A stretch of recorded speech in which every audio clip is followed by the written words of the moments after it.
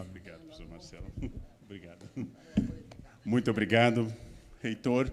É um prazer estar na minha universidade e é um prazer fazer aquilo que eu devo fazer mais, que mais me dá alegria, que eu escolhi há tantos anos, que é falar com jovens e falar para jovens. E o pedido de hoje é que eu falasse um pouco de projeto pessoal e de universidade, que falasse um pouco da gente, nossas biografias, e o fato de vocês estarem ingressando numa das melhores universidades do país. Então, em primeiro lugar, o caminho que eu pensei para falar, dispensei data show, porque não é uma palestra, é um bate-papo onde vocês dialogarão, mesmo que em silêncio, dialogarão com a seguinte ideia que hoje, desde que eu acordei às 4 da manhã, o meu horário de sempre, eu botei na cabeça. O que eu gostaria de ter ouvido aos 16 anos, quando eu fiz vestibular e fiz minha primeira graduação. A minha geração não tinha a idade mínima para entrar, não precisava entrar aos 7, então eu entrei aos 5, e fiz vestibular muito cedo e terminei minha primeira graduação com 19. Então, o que eu gostaria de ter ouvido naquela época, quando eu era um jovem de cabelo loiro, liso, imagine, as time goes by, e o que eu gostaria de ter ouvido naquela ocasião, para a idade de hoje, 57 anos, etapa que poeticamente eu chamo de período do desmanche, em que as peças começam a cair e a manutenção vai ficando cara. Bem, a primeira questão que eu gostaria de enfatizar com vocês, dialogando com o jovem Leandro, entrando no curso de História, em 1979, era a faculdade, a universidade é muito boa, como foi a minha. Eu só tenho o privilégio de ser professor da Unicamp, mas eu fui aluno da USP. A universidade é muito boa, mas ela pertence a vocês. Ela não será feita por bons ou maus professores. Na Unicamp nós só temos bons e excelentes. Mas ela não será feita por um bom, excelente ou mau professor. Será feita por você. Tudo que tem pela frente é um livro em branco. O que eu sei do futuro? Nada. Toda profecia é picaretagem. Toda profecia é picaretagem. O futuro não existe. E, filosoficamente, ele não posso fazer ciência sobre o que não existe. O Padre Vieira escreveu uma história do futuro, mas era uma reflexão teológica. Nada do que aconteceu na minha vida estava predito ou contido naquela data, em 1979. O ponto que eu cheguei hoje é totalmente diferente do que eu supunha. Mas há algo que eu fiz lá que ajuda a explicar eu estar aqui. Vocês têm diante de vocês uma folha de papel em branco ou um caderno, como que vocês tinham no ensino fundamental. Aquele que vocês começam no ano, aquele caderno, e vocês fazem aquela letra bonita da primeira página. Sempre. Isso se chama lua de mel caligráfica. Você tem um caderno novo, você começa a desenhá-la com toda a sua energia, com toda a sua força. Você não sabe o que completará esse caderno. Então, eu não sei se aqui nós estamos conversando com um brilhante médico daqui a 20 anos, menos que tempo isso, mas considerando o apogeu da carreira. Se eu estou conversando com uma senadora da República, se eu, honesta, ou seja, uma empreendedora, inovadora, nova no ramo, se eu estou conversando com um jovem que daqui a pouco será um engenheiro renomado, um líder comunitário, uma autoridade política. Tudo isso é possível. Tudo isso é possível. E também é possível que aqui nós tenhamos pela frente pessoas que não chegarão a esses patamares. A autoajuda vai ensinar a vocês a chave de toda picaretagem, que é pense positivo que vai acontecer. Há um livro que diz que o segredo da vida é imaginar que esteja acontecendo, e as coisas ocorrem. Isso é uma fantasia, é um delírio, que é possível de ser tolerado até 7 anos de idade. Eu imagino que eu vou ganhar uma Calói no Natal, e eu ganho uma Calói no Natal. Porque eu não sei que o mundo tem custo, e que a Calói terá que ser dada por algum CPF ativo, que não é o caso da criança, ou doada por alguém de CPF ativo.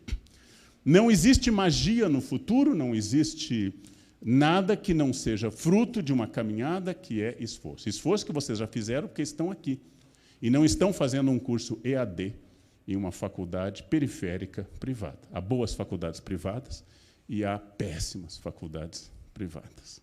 Vocês não estão em um curso secundário, não estão em um curso lateral, estão em um curso central. Vocês estão em uma das melhores universidades do país. Algum custo vocês pagaram por isso. Algo vocês fizeram no ensino médio. Entrar na Unicamp pega bem. Bombou o Face e o Insta quando vocês anunciaram: entrei na Unicamp. Se não tivesse sido a Unicamp, tivesse a Universidade de Santa Rita, de Pamelinha do Sul, vocês diriam: entrei em História apenas, sem dizer o nome do curso. Mas como a Unicamp é maior do que eu, é maior do que nosso querido reitor, o professor Marcelo, que aqui falou, como a Unicamp é maior do que todos nós, vocês anunciaram: entrei na Unicamp. E vocês, aqueles que entraram em medicina, aqueles que entraram em engenharia, anunciaram com alegria. Os que entraram na minha área, história e filosofia, explicaram à família que era um gosto pessoal. Que era um gosto pessoal. E a família entendeu, porque ama a vocês, ainda que se preocupe com vocês. Então, vocês fizeram um esforço titânico e chegaram até aqui. Acabam de subir a um degrau como eu estou agora. Um degrau um pouco mais elevado.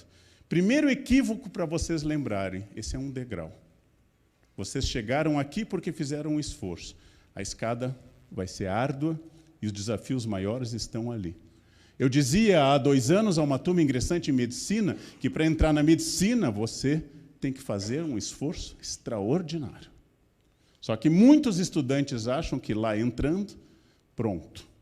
Lá entrando, você acaba de entrar um degrau superior e aí vem a parte mais difícil, que é o curso de medicina. E muitos supõem que a porta de entrada seja o esforço. Eu vou usar uma metáfora que eu já usei em muitas palestras. Esforço é banho. Significa isso metaforicamente. Tomou ontem, parabéns. Hoje, de novo. Quando o verão chegar à Unicamp, vocês o sentirão. Ele está atípico agora. Aqui é aquele lugar que Satanás não frequenta, porque ele não gosta de lugares excessivamente quentes. Claro, tem gente de Votuporanga, sempre há lugares mais quentes. Tem Votuporanga aqui, tem outros lugares, mas aqui faz muito calor. Vai precisar de 2 banhos por dia. Há atividade erótica especial à noite, um 3º banho, com ênfase em entradas e saídas. Então, com isso, vocês têm que entender que o esforço cotidiano é a chave de qualquer carreira. Conseguiu, chegou lá, chegou a esse patamar, deu um salto, está no dia mais orgulhoso, o dia que você entra em uma grande universidade, graças ao seu esforço, parabéns. Agora começa a etapa seguinte do esforço. Comemore, tomem uma água sem gás hoje. Acordem cedo e amanhã começa a parte mais difícil do esforço. E quando eu falo que esforço é banho como tal, cotidiano e repetitivo, e não cumulativo, você não pode usar como argumento: tomei banho nos últimos 5 anos. Chegou a hora de descansar. Federar imediatamente. Não existe na primeira pessoa, na gramática da língua portuguesa, esse verbo, mas eu vou usá-lo erradamente. Você sabe que esse verbo não se conjuga na primeira pessoa. Eu fedo. Deveria existir, porque é a maior realidade de todos. Mas feder não se conjuga na primeira pessoa. Então, parou, fede. Eu já dei aula para alunos de elite de São Paulo, filhos de milionários, tratados a Danoninho e a Ovomaltine, nunca experimentaram uma coisa vagabunda, uma tubaína, escolas da melhor qualidade possível, e não foram para frente. E eu disse a alguns: nossa, meu filho, você tem um brilhante futuro pelas costas. Porque ter condições é o primeiro passo. Ter condições, características sociais, intelectuais, características gerais, explica a vitória de hoje. Hoje é um dia de vitória para você, mas é uma vitória de hoje. Amanhã vocês vão precisar de outro banho. Primeira convicção: a faculdade pertence a vocês. Ela será feita por vocês, diariamente. Se você diz, não me interesso pelo tema, porque o professor não é fascinante, erro. Erro. Você não está apto nem à faculdade, nem à vida profissional, nem a casar. Se você acha que o interesse tem que ser alheio. Isso é uma visão antiga. Você tem que fazer a sua faculdade. Achou o professor confuso em sala, achou a matéria complicada, significa que vai dobrar seu esforço na biblioteca, em módulos instrucionais, em vídeos da internet. O professor é um facilitador ou um obstáculo. Você é o autor. O bom professor lhe ajuda, mas não espere que um professor faça por você a sua tarefa. Não, mas ele não foi claro. Logo, ostra feliz, dizia um professor da Unicamp, o grande professor Rubem Alves. Ostra feliz não produz pérola. Gente feliz é idiota. Gente com condições não vai para frente. Meninos mimados geram adolescentes imbecis. Criem um cachorrinho maltês, com veterinários de elite, massagens, shiatsu. Criem com ração premium. E quando ele chegar à idade adulta de um cão, 2 ou 3 anos, soltem na Mata Atlântica e digam, vai ser feliz, cãozinho. Ele será comido por um calango, será destruído por uma taturana, porque ele não criou resistência ao mundo. Quem lhe ajuda, talvez dificulta seu sistema imunológico. A cada gripe, você respondeu com mais resistência. A cada osso quebrado, solidificou-se, calcificou-se mais forte. A cada dificuldade, você cresceu mais.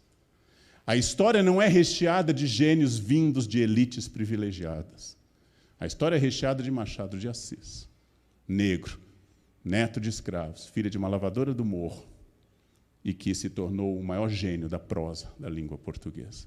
A história tem mais machados do que aristocratas.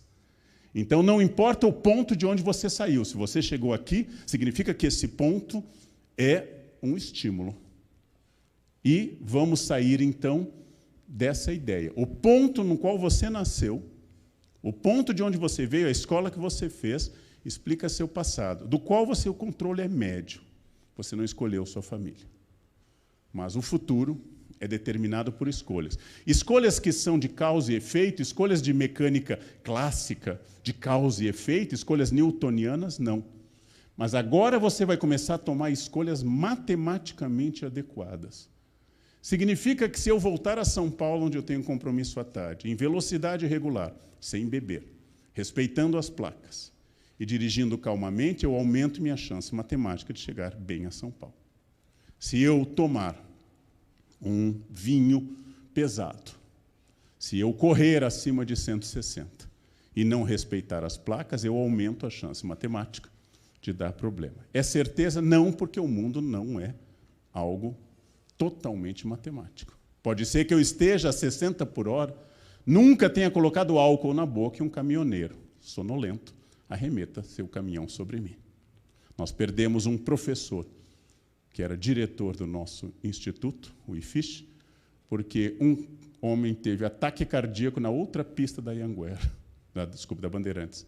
Perdeu o controle do carro e bateu nele na outra pista do outro lado. Não era culpa desse homem, não era culpa do nosso querido professor John Monteiro. Ele faleceu por uma casualidade. Faleceu por um acidente. Acidentes ocorrem, mas eu estou falando de chance matemática. Se você fizer exames regulares, comer de forma equilibrada, fizer atividade física orientada e adequada, você tem chance de envelhecer melhor. É claro, tem gente que come bacon diariamente e vai a 100 anos. Nós não temos esse controle. Por isso que é uma bobagem falar de fórmulas. Só a autoajuda fala de fórmulas. A filosofia nos ensina a fazer boas perguntas e não a dar só respostas. Primeira pergunta, seu controle sobre a vida é parcial. Se as suas escolhas fossem uma ordenada e o acaso fosse uma abscissa, se você não sabe isso, não sei como entrou aqui, se a sua escolha fosse uma ordenada e a sua vida fosse uma abscissa, as escolhas aleatórias e as escolhas racionais, nós poderíamos dizer que a sua vida sempre será uma curva tensa entre o que você decide e o que o mundo decide, entre o que Maquiavel chama de fortuna, o acaso, e virtude, a virtude, a capacidade, especialmente o capítulo 18 do Príncipe. Ou seja, você sempre será uma curva tendente, cada vez mais, a buscar suas escolhas. E que escolhas são essas? Você é uma realidade física. Então, você não é um corpo que habita uma alma, como pensa a teologia medieval. Você é também um corpo. Não é um corpo receptáculo de uma consciência. Você é um corpo, pelo menos na minha concepção. Significa que esse corpo tem que ser cuidado. Você não encontrará apoio decidido para seus estudos de muita gente. Peguem um livro, sentem, e alguém se aproximará de você. Já que você está fazendo nada, vamos conversar. E isso é automático. Isso é automático. Eu vivo em uma casa de livros, para livros, que vive dos livros, vivo em meio a uma biblioteca, e nem na minha casa eu consigo a ideia de que ler é trabalhar. Nem na minha casa. Então, imaginem no pátio do IFISH. As pessoas não sabem que ler e estudar equivale a um ato sexual. Não pode interromper muitas vezes. Especialmente na minha idade. Tem que ir do início ao fim, reto, direto, senão você perde o foco. Diferente de outras atividades igualmente dignas, como lavar uma louça, que você pode interromper qualquer prato a qualquer momento e voltar a ele, a ideia e a concentração de um livro você não pode voltar. Por isso, a decisão de ler não vai contar com o apoio dos colegas de república ou da família. Quem está lendo está se distraindo, está passando o tempo, e as pessoas vão interromper. Seu inimigo, todo mundo. Todo mundo ao redor e uma pessoa no seu bolso chamado celular, que vai mandar uma saraivada de mensagens quando você estiver concentrado. Quem quer ler, desliga o celular. Quem não quer ler, deixa o WhatsApp aberto. Senta em um lugar público e começa a ver o que está ocorrendo no mundo. Aí é melhor ficar no WhatsApp, não percam tempo lendo. Então é uma decisão, eu quero estudar. Eu quero estudar e eu quero estudar porque isso fará toda a diferença. Fez toda a diferença na minha vida. Ter entendido que, enquanto alguns colegas dizem, nossa, são 3 livros para o exame de História Moderna. Eu achava que História Moderna era tão vasto o período do século XV ao XVIII, que 3 livros eram poucos para tudo que nós deveríamos saber.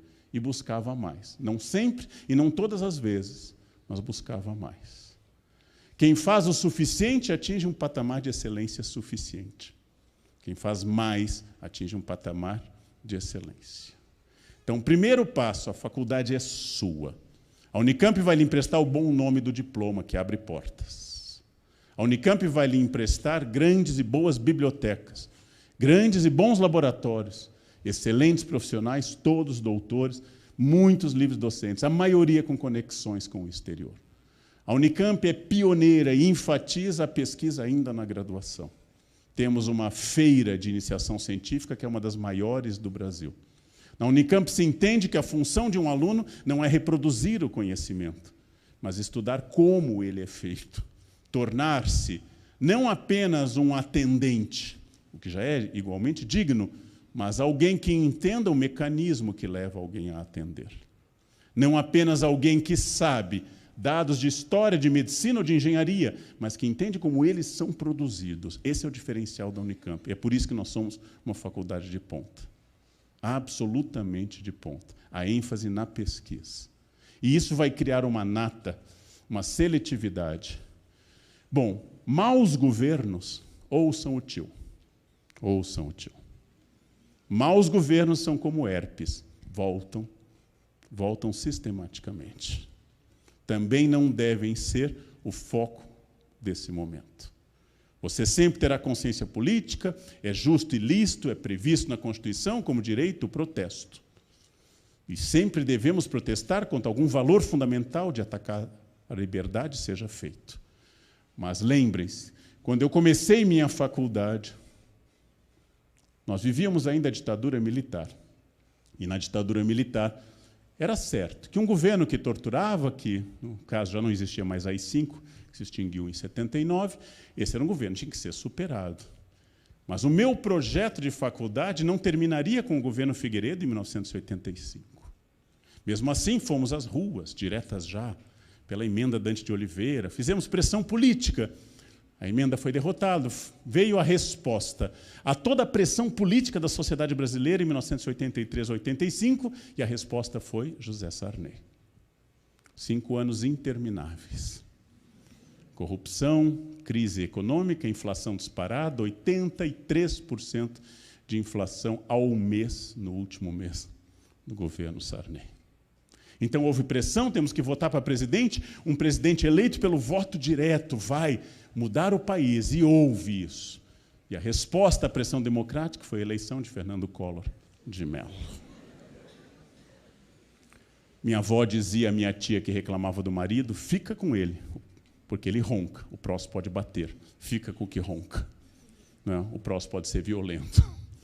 Não é que nós devemos aceitar situações políticas, mas você tem que ter clareza que, ao lado da sua consciência política, existe seu projeto biográfico. E um não pode somar-se inteiramente ao outro. Estudar é um ato político. Vocês têm raiva do governo? Não gostam de algum ministro da educação? Têm resistência a alguma autoridade da República? Vocês podem e devem protestar, mas a maior vingança de alguém é estudar e se tornar um bom profissional. Como eu digo aos professores públicos, que eu trabalho com capacitação, se você odeia o governo, dê aula. Dê muita aula, porque isso é poderoso contra qualquer governo. Então, lembre que você tem consciência política, todo conhecimento é político, não necessariamente partidário, mas ele é político. O que você estuda e como estuda é político. Você está numa universidade pública sustentada pelo ICMS tirado do leite que se consome nesse Estado, da gasolina que se consome nesse Estado. Logo, nós temos um compromisso social, maior do que uma faculdade privada.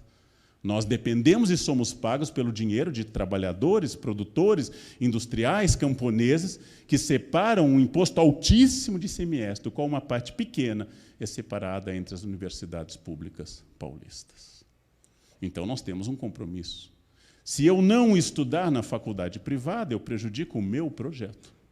Se eu não estudar na pública, eu prejudico o meu projeto e cometo um ato de desperdício de verba pública. Porque estou ocupando um lugar privilegiado. Eu tenho que ter consciência disso. Eu decido que a faculdade é minha. E eu decido que o progresso no conhecimento, ele é um esforço meu. Feitas essas duas decisões, um outro conselho muito importante. Para que eu tenha futuro, eu tenho que ter liberdade. O que garante liberdade no futuro é, entre outras coisas, ter opções. Para ter opções, eu não posso ter vícios. Os vícios, expressão antiga, eles reduzem a liberdade. A pessoa que tenha vícios, em geral, tem menos chance de liberdade. Para eu ter liberdade, eu não devo ter vícios. Afastem-se o mais possível de vícios inúteis, como o cigarro.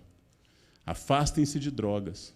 Não há drogado vitorioso no campo da ciência, no campo do conhecimento. Estão ali puxando um fumo.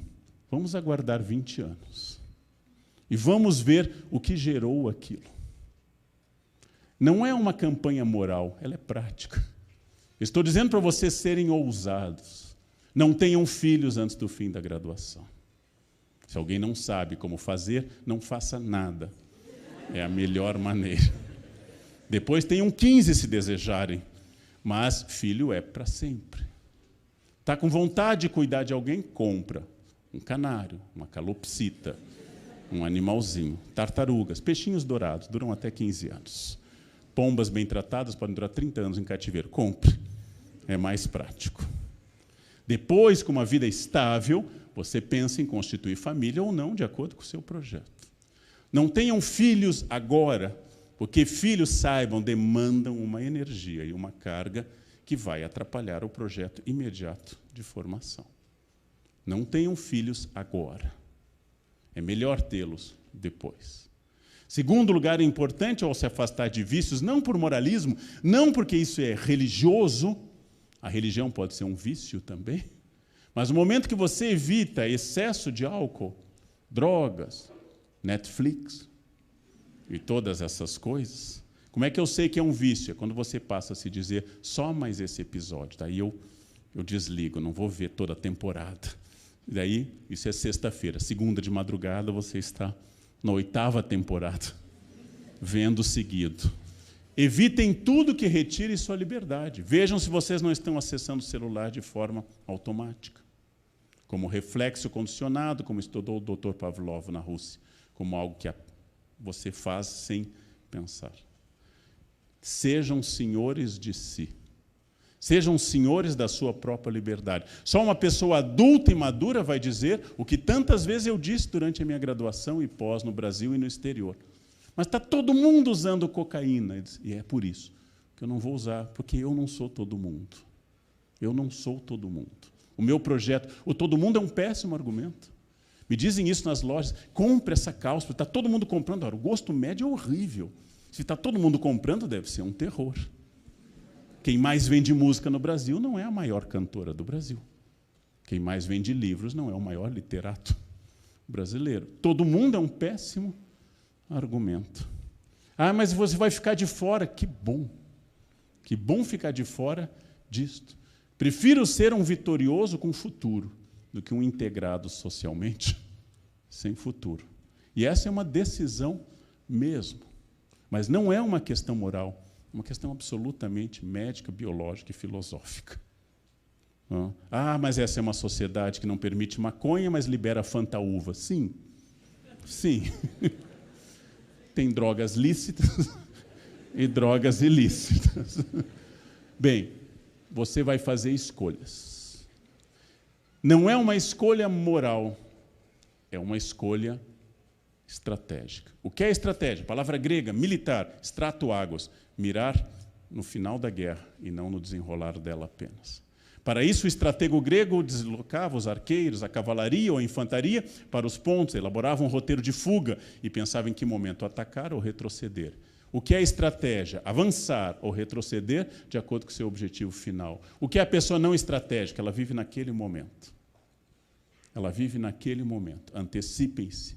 Pense, em que prazo eu vou ter que fazer o meu curso? Quantas disciplinas por semestre? Quantas horas por dia eu consigo estudar? Quantas horas por dia eu vou ter que dormir, que é fundamental. Aproveitar o tempo, frase do pensador e literato romano Horácio, que vocês conhecem, carpe diem. Aproveitar o dia não é torná-lo mais prazeroso, é torná-lo eficaz. Então, quando eu digo carpe diem, eu estou significando, além de Horácio, que significa, quando forem dormir, durmam. Não levem para a cama coisas, levem só o corpo. Durmam. Quando forem comer, comam. Quando forem namorar, namorem. Quando forem estudar, estudem. O drama de hoje é a falta de foco, que é antiestratégica. Então, aproveitar o tempo é fazer o que você tem que fazer. Durmam. Vários orientandos meus, sabendo que eu acordo sempre, todos os dias, sábado e domingo, às 4 da manhã, e que vou à academia às 4h30, e que já estou traduzindo latim às 5h40 da manhã, vários orientandos, eu vou fazer o mesmo, viram zumbis. Ficam se arrastando pelo ifiche, como Walking Dead, porque depende da sua capacidade física, depende do seu biorritmo, seu ciclo circadiano, depende de uma série de fatores. Não adianta acordar às 4 e viver em estado de zumbilência o resto do dia. E você vai ter que se intoxicar de café. Então, durmam e aprendam a quantidade de horas. Mais jovens precisam de mais sono do que pessoas na minha faixa. Em média, 8 horas. Começou a dormir 12, 14, é um problema. É um problema. Isso é aceitável em ursos polares, bastante difícil para seres humanos. Pode ser um indicativo de depressão. Não confundam na vida acadêmica tristeza causada por um fato e passageira e uma coisa importante da vida com depressão. Fiquem atentos aos sintomas de vocês e dos outros. Nós temos nas universidades e no ensino médio uma epidemia de suicídios, de pessoas que não sabem distinguir tristeza de depressão. Depressão é doença, depressão não é frescura. Vamos perder o preconceito com doenças psíquicas. As pessoas entendem coronavírus e não entendem depressão. O depressivo não está lá porque ele é vagabundo. Ele não consegue sair do quarto, é mais forte do que ele. Então entendam isso. Fui mal numa prova, levei um chute da namorada. Meu pai disse que eu sou um vagabundo, se eu estiver alegre, eu sou um psicopata. Eu tenho que estar triste. A tristeza é normal e é a moldura trágica que torna a alegria possível. Sem a tristeza, a vida seria insuportável. São essas sístoles e diástoles. Se você não sabe o que é isso em biologia, não sei como chegou aqui. São essas sístoles e diástoles que provocam a existência. São essas características que tornam a vida agradável. Eu hoje sou feliz porque eu já fui infeliz. Eu sei que eu tenho saúde porque já estive doente.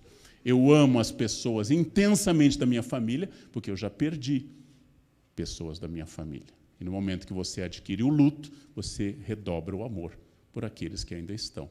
É um exercício de aprendizado. Querer a felicidade constante em uma linha reta é não querer o humano, é não querer aquilo que nos caracteriza. Os estoicos, filósofos, em geral helenísticos, filósofos greco-romanos do helenismo, do período do Império Romano, falavam que eu tenho que aprender uma certa indiferença diante das dificuldades.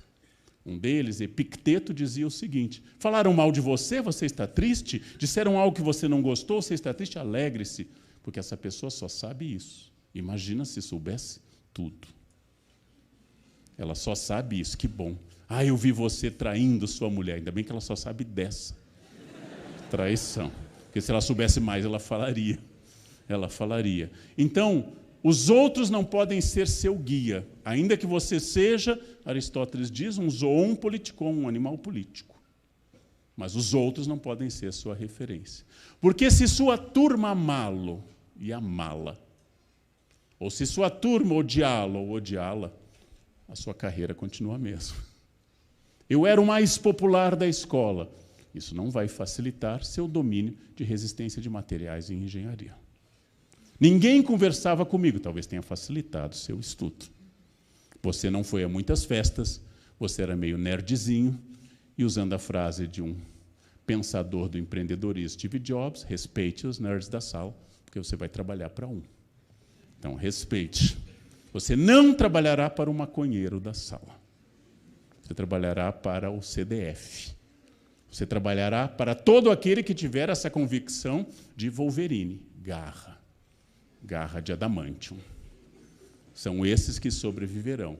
E aquilo que hoje está na moda em RH, que é a palavra resiliência. Não é amanhã estudar, mas a resiliência das santas mães que geraram vocês, e apesar disso, amo a vocês e a todos nós, que é a resiliência de mandar escovar os dentes. 4 vezes por dia, 15 anos. Se mãe fosse professor, como eu, mãe diria no conselho de classe, eu tentei tudo, mas não colaborou, não posso fazer nada. Se mãe tivesse feito licenciatura, pedagogia, seríamos banguelas todos. Mas mãe pratica o que se chama modernamente pedagogia do amor, que não desiste nunca, e insiste. Já escovou, já faz bafinho para eu ver. Vai de novo, escova melhor. Dente é tridimensional, lição que as mães vão repassando. Não? Dente é tridimensional. Tem uma parte de trás, inclusive.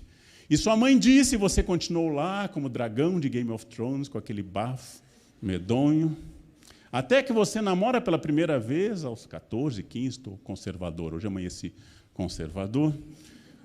Você, aos 14, arruma o primeiro namorado, e ela diz que você tem mau hálito, e você adquire o transtorno obsessivo-compulsivo de escovar furiosamente. Sangra a gengiva.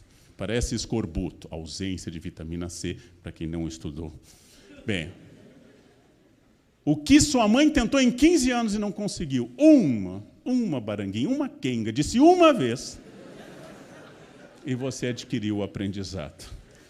Mas lembrem-se, vou usar um vocativo, alunos, lembrem-se, você tem dente por causa da mãe, não por causa da primeira namorada ou do primeiro namorado. Isso se chama resiliência.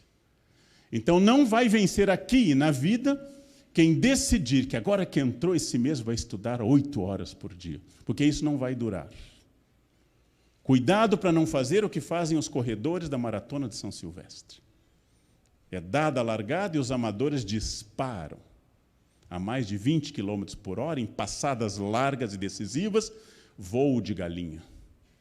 Porque 3 quarteirões depois, estão na calçada exângues e anaeróbios. O corredor profissional, geralmente um queniano, está lá no passo firme e constante, porque ele sabe que a energia tem que ser até o fim da jornada. Então, muito cuidado com essa disposição de início de semestre. Vocês precisam de disposição a todo instante. Muito cuidado, porque me disse, quando eu fui ao acampamento base do Everest, me disse o guia de alpinismo, eu não escalei o Everest, não tenho nem condições, nem desejo, e nem dinheiro, é muito caro, que 75% das mortes do Everest ocorre na descida e não na subida. De pessoas que empregaram toda a sua energia para chegar lá, 8.848 metros, fazer o selfie, estou aqui, kkkk, chupa fulano, e faz a foto, e se esquece, que ainda há 8.848 metros até o nível do mar. Significa que, se você guardar energia só para a subida, você não volta. O projeto de vida tem que ser constante. Então, nada de projetos mirabolantes. Semana de provas, vou dormir só 2 horas. Vou acordar no meio da madrugada e estudar. Carro que dá arrancada e mantém a primeira marcha tende a fundir o motor. É melhor a constância, resiliência. Não adianta ter chegado obeso ao final das férias e dizer que essa semana eu vou ficar definido. O corpo não funciona com essa lógica. Mais do que essa semana, comer só capim, batata doce, peito de frango e whey protein à noite, você vai ter que reeducar sua alimentação daqui até a segunda vinda do Messias. Para quem é cristão, ou primeira para quem é judeu, ou nenhuma para quem é ateu também, tanto faz. Você vai ter que se adaptar à constância. Seu corpo tem lógica. Ele não pode dar arrancadas. Ele não pode ser submetido a cargas extraordinárias de uma hora para outra. Cuide muito do corpo. E, por fim, se você é um bom aluno, não no sentido de ser aquele que fica na primeira fileira, o professor entra, o senhor parou aqui, professor. Esse tipo de gente é insuportável. Insuportável. Detesto como professor. Aquele menino, aquela menina, na primeira fileira, caderno aberto. Ai, que bom que o senhor chegou. Tem trabalho para entregar. Os outros querem matar, porque acham que o professor vai esquecer, querem matar aquele galo do dever e da honra ali na frente. Esse tipo de aluno, inclusive, não precisa de mim, vai já está pronto, vai para a vida.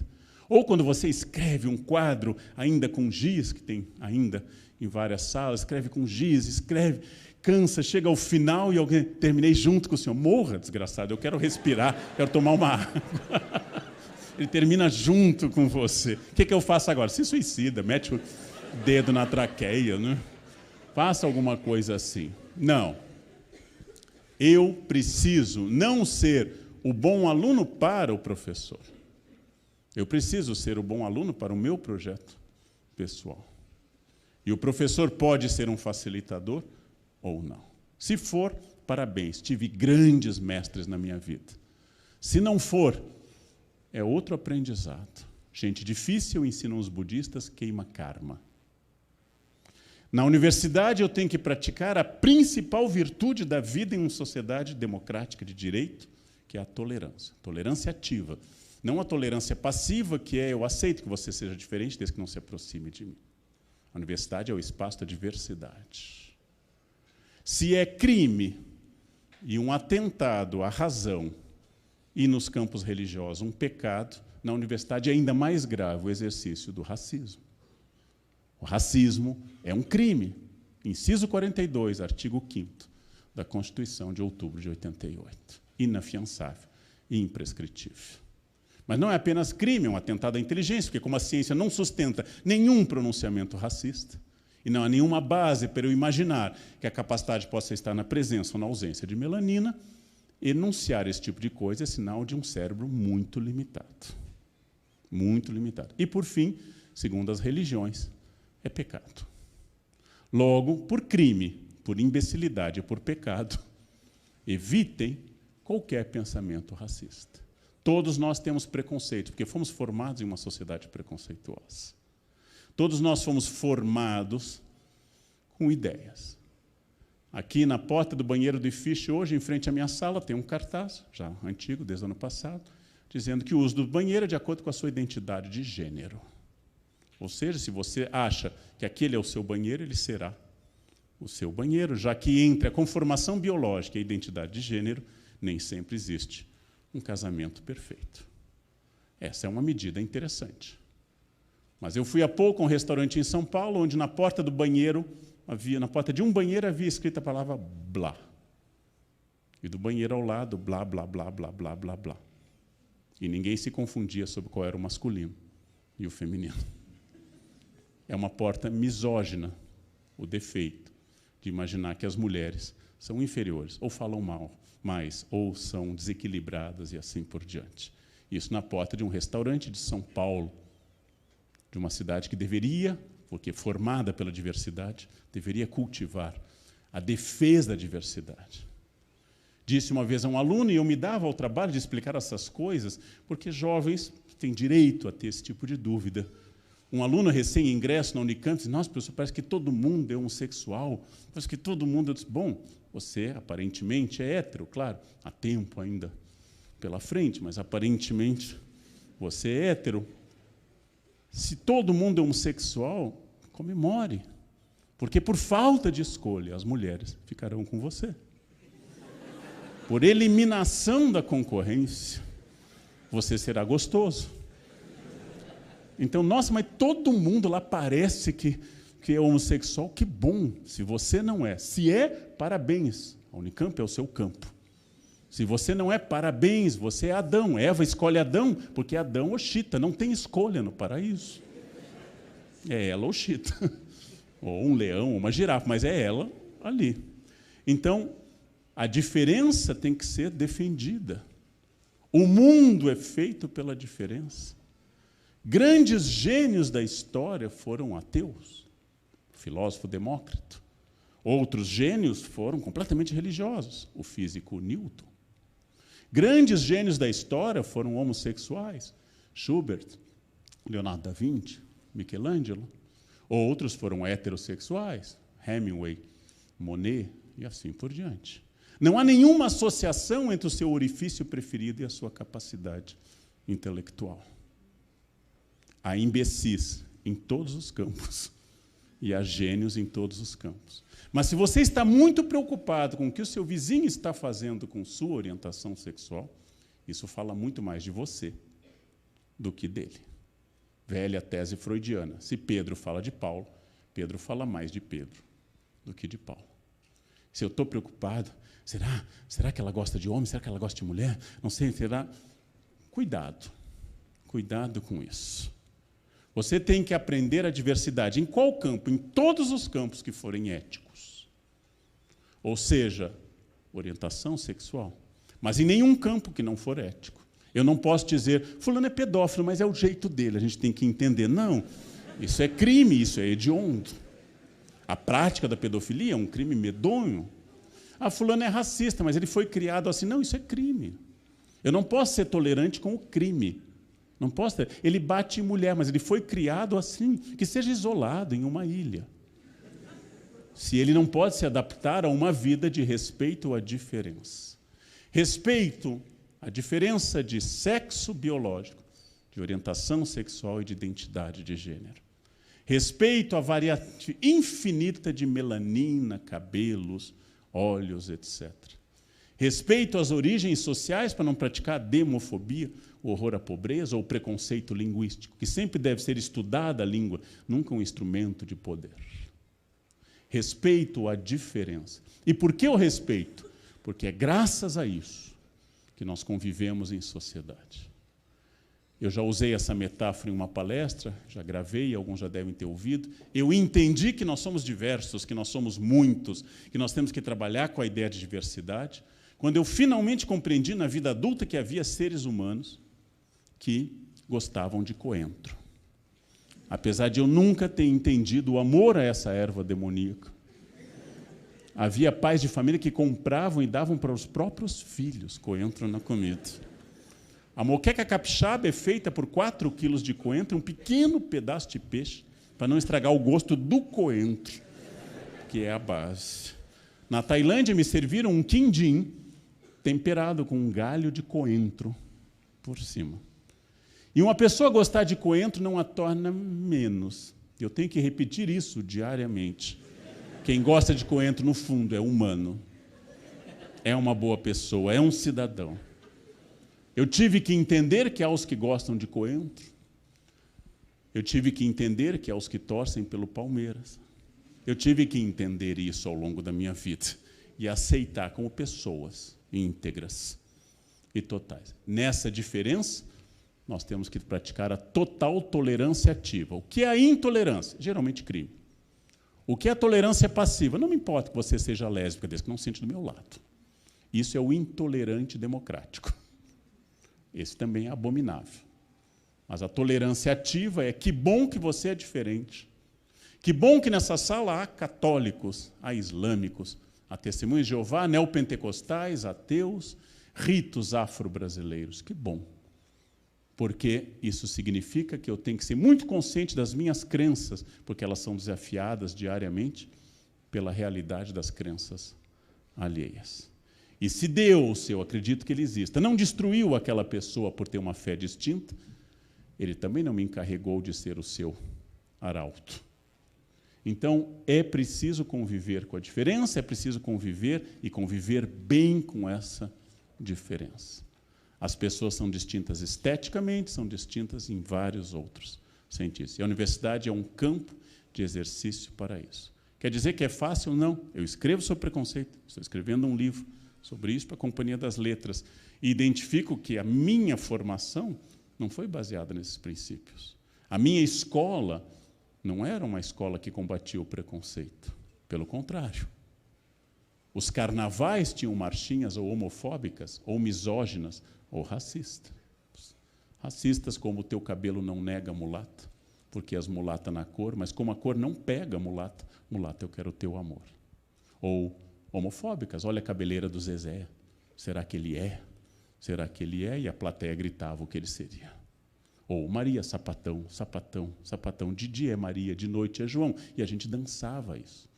Hoje a maior parte dessas marchinhas daria cadeia, ia dançando para a cadeia. Nós tivemos que aprender, é um exercício, mas dentro de nós mora um ser estranho, que se defende identificando a sua convicção pessoal, seu self, como diria um junguiano, com o todo, com a universalidade, e achando que você é o guia da humanidade. Sempre, sempre você será diferente de todo mundo. Uma especialista em gêneros sexuais disse uma vez em uma palestra aqui em São Paulo, uma francesa, uma americana, desculpa, que nós temos no mundo, provavelmente hoje, 7,5 bilhões de gêneros, ou seja, um para cada ser humano. E é isso que caracteriza a humanidade. É isso que nos caracteriza. E para isso, para conviver em grupo, eu preciso desenvolver essa capacidade. Eu falei de você fazer sua faculdade, afastar-se de vícios, assumir seu projeto, que eu poderia chamar de empoderamento do seu eu, assumir o seu self, ou vamos dizer de uma forma mais didática, inclua seu esfíncter na reta. Quem não sabe o que é esfíncter, continua imaginando por que estaria aqui. Inclua seu esfíncter na reta. Pare de falar dos outros. Pare de reclamar dos outros. Inclua-se. Sempre nisso. E, por fim, eu vou acrescentar, no tempo que nós temos, uma outra característica que vai marcar um bom profissional, um bom ser humano, um profissional diferenciado numa boa universidade, que é você ser capaz de ler a realidade ao seu redor. Ontem, choveu excepcionalmente na Baixada Santista, em São Paulo. O Guarujá, 282 milímetros. Vocês terem uma ideia, para quem não lembra disso, significa que em 1 metro quadrado, nós tivemos uma lâmina de água de 282 milímetros. Considerando que 1 metro cúbico tem 1.000 litros, quem não lembra disso, não sei como chegou que 1 metro cúbico, imagina um paralelepípedo de 1.000 litros, imagine a quantidade de água que caiu no Guarujá. Como sempre, tragédia, crônica de uma morte anunciada, tudo aquilo que ocorreu, e as autoridades super surpresas que o mês de março, que desde o Paleolítico é um mês chuvoso, em clima subtropical, tanto de altitude como São Paulo, como de litoral. Chove mais do que a média. Elis Regina cantou Águas de Março, mas as autoridades disseram que as chuvas foram atípicas. A do ano passado também foram atípicas. Estão sendo atípicas, gente, desde que o Cid, da Era do Gelo, começou sua jornada para criar dinossaurinhos. Bem, isso vocês lembram, né? Olha que coisa. O momento que eu sou um cidadão brasileiro, eu sou conectado com o mundo ao meu redor. Se eu sou um médico, ou estou me formando para ser um médico, é hora de eu estudar coisas como leptospirose e o drama das enchentes, que trazem água com fezes e urina de ratos e transmitem doenças muito mais graves do que o coronavírus. Morrerão mais crianças de diarreia e sarampo no Brasil do que de coronavírus. Mas a imprensa faz crer que coronavírus é o grande problema, porque nós temos fantasias não científicas. Não me beije, estou gripada, e estende a mão, que passou pelo muco nasal 10 vezes. E não no rosto, que ninguém espirra na bochecha, não há nenhum ser humano com espirro na bochecha. Mas eu limpo o nariz e dou a mão. Não me beije, porque eu estou gripado. E dou aquela mão nauseabunda, infecta, para as pessoas. Vamos desenvolver a teoria tailandesa do cumprimento. Todo mundo, como na Índia, namastê. Então, se eu sou um médico ou estudante de medicina, eu vou pensar na leptospirose. Eu vou pensar na contaminação da água e na diarreia, que é um grave problema, em um país que tem um dos piores índices de saneamento do mundo, que é o Brasil. E concorrendo com países de baixo desenvolvimento vizinhos. Se eu for um engenheiro, eu vou pensar em que adianta recobrir toda a área permeável de uma cidade, tornando a cidade impermeável e uma pequena chuva se transformar em um tsunami, se transformar em uma pororoca, graças a uma política de cimento, concreto e pedra. Se eu sou historiador, eu vou pensar no padrão de ocupação das várzeas dos rios, fato histórico que leva a gente a considerar a enchente, que é simplesmente o rio ocupando sua área. Se eu sou geógrafo, vou pensar na relação do homem com o meio, porque há mais populações no litoral do que há populações no interior em todo o mundo. Todos os fatos vão trazer à tona essa capacidade de eu pensar a realidade. E estar atento aos jornais, ao que acontece, ler as notícias, pensar que eu faço parte de uma comunidade, faço parte de um grupo, vai me levar a pensar permanentemente que soluções eu, Leandro, e cada um de nós aqui pode dar socialmente para os problemas que se apresentam. E não me fechar em uma torre de marfim, imaginar só o eu. Este seria o grande sentido político de você pensar socialmente. Não há chance de nós pensarmos a sociedade se não pensarmos a coletividade, especialmente as populações de margem, de borda, os seres humanos na fronteira da desumanização. Não porque eu seja de esquerda e de direita, é possível ser ético e ser conservador. É possível ser de esquerda e ser ético. Não é a sua posição política que determina a sua ética. É o que você faz em relação ao sofrimento das pessoas. Porque se você disser que não é culpa sua e não é problema seu, você não é de esquerda e de direita, você é só um babaca alienado. E há babacas de esquerda, vocês vão encontrá-los aos montes, na Unicamp, e há babacas de direita, mais concentrados em alguns cursos do que em outros. Bem, ser babaca é o problema, não de esquerda ou de direita. Então, a grande questão que está aqui é o que eu vou dar de resposta para um problema social. E há respostas variadas. Aos que acham que para isso o Estado deve interferir mais, aos que acham que para isso eu devo valorizar o empreendedorismo e a ação individual e menos o Estado, são respostas válidas. Todas foram testadas até hoje com quase sempre o mesmo resultado. Mas o que eu vou fazer inserido dentro desse todo maior? Sou humano e tudo que é humano me interessa, diz um grande historiador romano. Homo sum et humani nihil ad me alienum potuit. Tudo que é humano me interessa. Tudo que é humano tem que me interessar. E se eu perdi esse interesse pelo humano, uma simples chuva no Guarujá, se eu apenas disse que bom, eu moro em Campinas e lá não choveu tanto, ou estou no 10º andar e a água não chegou, eu estou cometendo um erro grave de supor que eu posso viver isolado. E nós não somos, como diz o grande pregador anglicano John Donne, utilizado como epígrafe numa obra de Hemingway, nenhum homem é uma ilha. No man is an island. Nenhum homem é uma ilha. Ninguém é uma ilha. Todos somos um arquipélago. E conseguir essa solidariedade, ela é fundamental. E eu peguei um exemplo do jornal que eu li pela manhã. Uma chuva no Guarujá, 282 milímetros. Eu tenho que entender o que significa isso, para não ficar dando explicações de que a culpa é da vítima. De que as pessoas ocuparam a encosta dos morros. E certamente as pessoas que moram na encosta dos morros ficaram em dúvida. Não sei se eu compro uma cobertura com vista para a praia ou vou morar na beira do morro. Estou em dúvida, mas acho que eu vou para o morro, que é mais selvagem, o ar é melhor. Ah, eu estou morando aqui nessa área de preservação, mas é porque acho que aqui o cheiro do mar fica... Não, quase sempre não é uma escolha. O que não quer dizer que apoiaríamos todo e qualquer tipo de ocupação humana do solo. Então, esse é o desafio, gente. Começar a deixar de ser babaca. Começar a pensar de forma mais ampla. Começar a se preocupar com soluções amplas para um país que tem problemas enormes.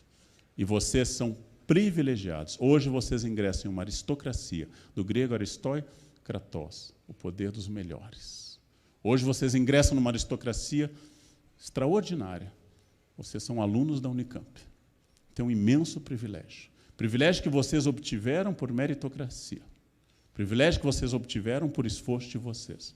Mas saibam, como diz o tio do Homem-Aranha, grande poder é acompanhado de grande responsabilidade. É o tio dele que diz isso, não? É isso? É isso. Já estou confundindo com a versão. Grande poder acompanhado de grande responsabilidade. Muito foi dado, muito será cobrado. Vocês têm o privilégio de parar para estudar. Quase todos os nossos alunos são alunos de cursos diurnos, que não trabalham. É um privilégio ainda mais extraordinário no mundo de hoje, onde grande parte dos universitários trabalha 8 horas por dia, pegam um transporte, 1h30, 2, e vão para uma faculdade, meia boca, e ficam lá sem comer até às 11 da noite. É um grande privilégio. Então, pensem seriamente nisso. Estudante profissional. Não precisam ter vergonha disso. Porque quanto mais vocês forem estudantes profissionais, mais estarão preparados e melhor será para o Brasil. E parem de pensar quanto eu vou ganhar e pensem quanto eu vou dar para a sociedade brasileira. Primeiro se pensa no que torna a minha vida significativa e o dinheiro será consequência disso. Quem está pensando primeiro no dinheiro para depois pensar na felicidade, realização e inserção social, está no caminho errado. Primeiro se planta, depois se colhe. Primeiro eu vou pensar no melhor curso possível. O melhor curso possível. E nada é certo e nada é exato. Quando eu fiz vestibular, ao mesmo momento que meu irmão fazia vestibular, ele escolheu Ciências da Computação. Em 1979, Ciência da Computação era o máximo da vanguarda. Era algo inédito. Os programas de computador eram cartões perfurados. Vocês nem imaginam isso.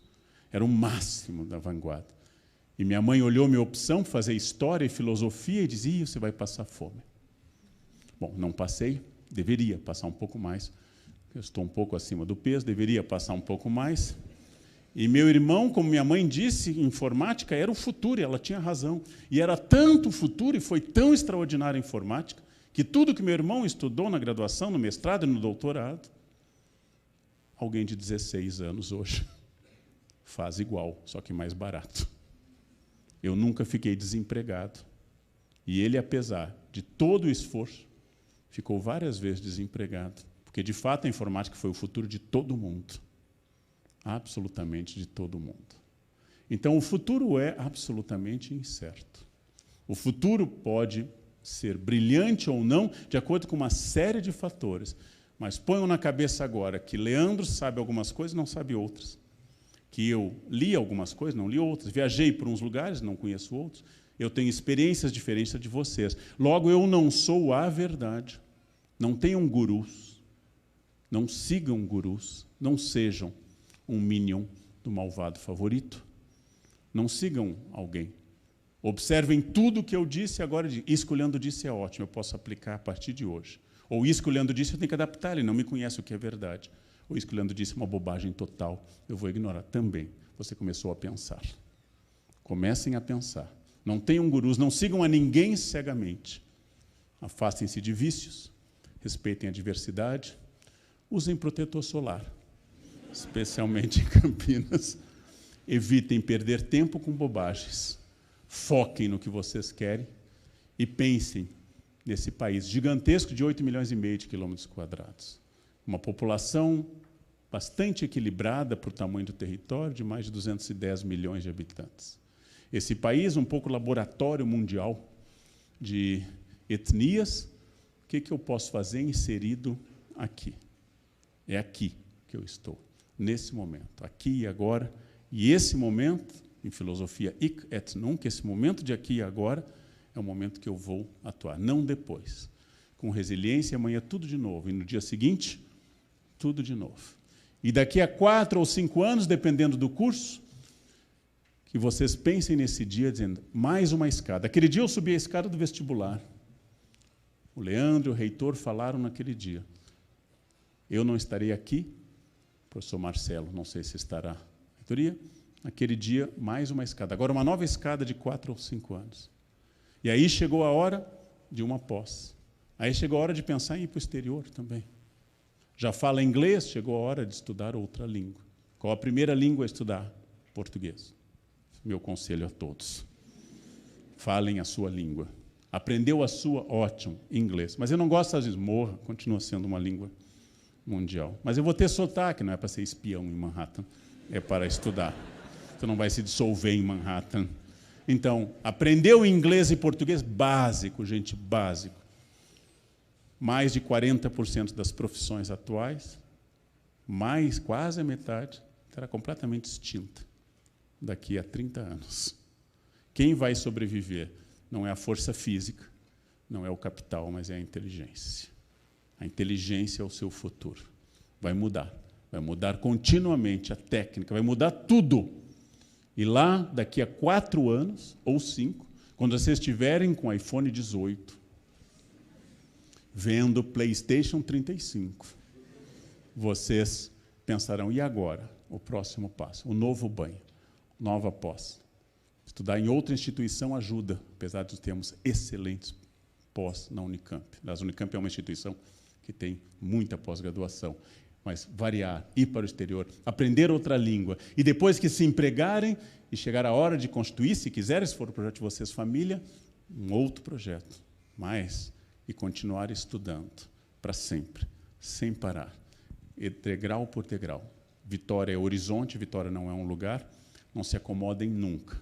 Comemorem, vocês estão numa grande universidade. Comemorem, vocês estão sendo recebidos numa instituição de excelência. Comemorem, é o mérito de vocês. Digam diante do espelho, eu sou bom. Eu sou bom, cheguei até aqui. E que isso seja o passo para o seguinte, porque ninguém é bom para sempre. Mas eu consegui chegar até aqui. Grandes empresas e grandes pessoas chegaram a grandes pontos. O problema é ficar lá. Como eu disse há pouco em uma empresa, que eles disseram, professor, somos a maior empresa do setor. Eu disse, um dia a Varig também foi. Um dia o grupo reunido, Matarazzo, foi o maior grupo industrial das Américas Latinas. E quebrou. E quebrou completamente. Então, pense, não há segurança, horizonte permanente, resiliência, afaste vícios, não se esqueça do protetor solar, fujam do preconceito, estudem e se vinguem. Se vinguem daquela tia agorenta que disse que o curso estava errado. Se vinguem daquela tia que pergunta, quando é que vai casar? Quando é que vai casar? Eu não quero ficar que nem a senhora, não vou casar nunca. Então, se vinguem daquela tia, estudem muito, dediquem-se integralmente. Não é importante sociabilidade, apesar de ela ter significado.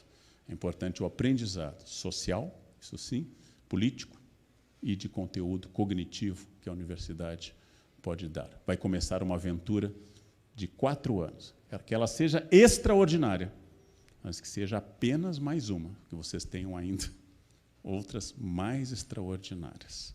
O dia que eu entrei na Unicamp para encerrar, há 23 anos. Há 23 anos eu entrei nessa universidade, não conhecia ninguém, vim fazer concurso, com a cara e a coragem, fui aprovado. 23 anos felizes, uma universidade que eu amei e amo de paixão, que é muito maior do que eu, muito maior do que tudo que eu possa fazer, foi um dos dias mais felizes da minha vida. 23 anos depois, estou deixando a Unicamp esse ano. Mas com um grande afeto podendo dizer, a Unicamp continua enorme como era quando eu entrei e como continuará sendo, mas eu agora já posso ir para outro destino, para outro patamar.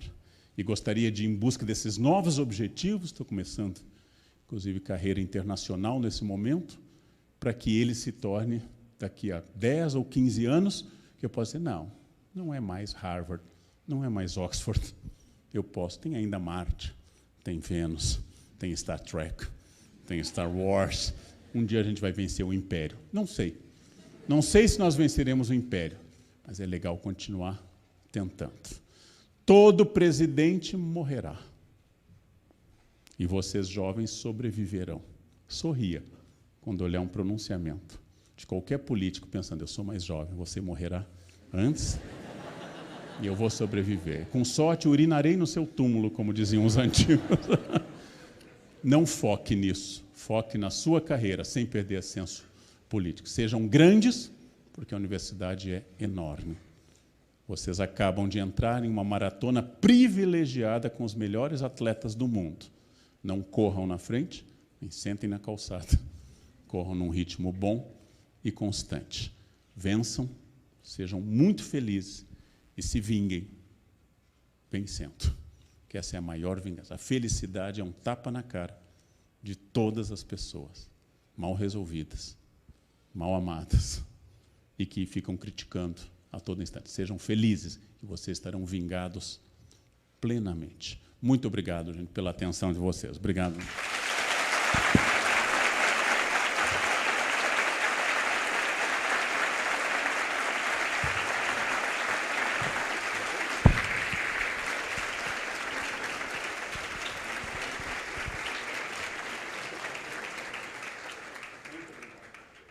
Nós agradecemos essa brilhante participação do professor Dr. Leandro Carnal com sua palestra e, nesse momento, nós encerramos então as atividades desta manhã de recepção dos ingressantes da Unicamp Calorada 2020. Sejam todos bem-vindos.